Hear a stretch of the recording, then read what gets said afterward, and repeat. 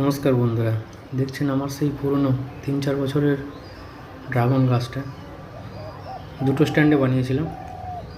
আজকে এগুলোকে আমি কাটিং করেছি, এখান থেকে সব ডালগুলোকে ছেটে দিয়েছি যাতে আরও নতুন নতুন ডাল গজায় এবং সেখান থেকে আরও নতুন ড্রাগন ফল সংগ্রহ করতে পারি।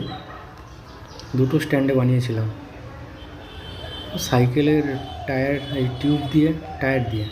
সাইকেলের টায়ার দিয়ে দুটো স্ট্যান্ডে বানিয়েছি। আমার ছাদে রাখার জায়গা নেই, দেখছেন দুটো পর এখন রেখেছি।